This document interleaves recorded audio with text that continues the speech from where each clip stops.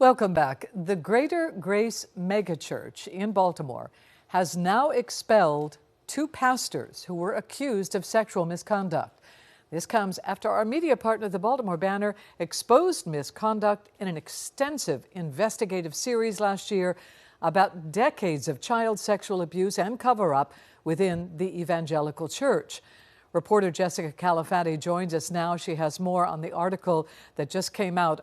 So in your article, I know you spoke to several victims, Jessica. Some say they now feel relief about these pastors being expelled. Some feel vindicated, but others say this just took too long. That's absolutely right. One key thing to remember here is that the facts of these allegations have not changed in the years since they were first brought forward to church officials at Greater Grace. So they could have taken these actions many years ago. They chose not to. They're taking the actions now, citing, the same biblical passages they could have cited a long time ago to say that this conduct is unacceptable and not acceptable for our church and for our followers. So how long ago, how many years ago were the first allegations brought forward?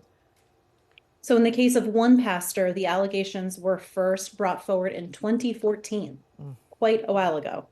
And in the other case, it was more recent, 5 or so years ago. So much time to have taken action before now. And some of these allegations involved children, correct? Yes, that's right. So both of the women who bravely spoke up and shared their stories with church officials were children when the assault and misconduct occurred. One was overseas in Ghana, and the alleged abuser in that case was a pastor who was her uncle.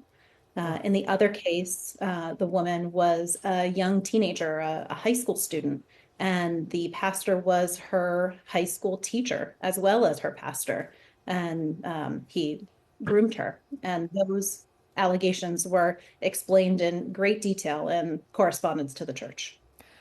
Yeah, it's an international church, as you brought forward in your article. So what comes next? I know that you say that one member has now filed a lawsuit against Greater Grace and its youth pastor?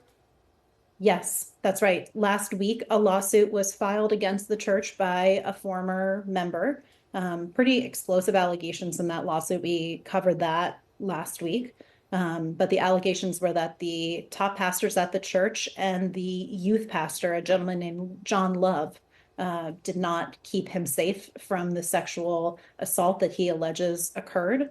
And moving forward, there's an independent organization that is investigating all of these many allegations and Greater Grace leadership's handling of them. That investigation is ongoing right now, but as soon as there are findings to report, we'll be sharing them with the public. Yeah, you've done an extraordinary job over the past months covering this issue. Thank you for joining us, Jessica. Myself and colleagues. Thank you. Indeed. If you'd like to learn more about this story and other independent reporting from our media partner, the Baltimore Banner, head to thebaltimorebanner.com. Derek?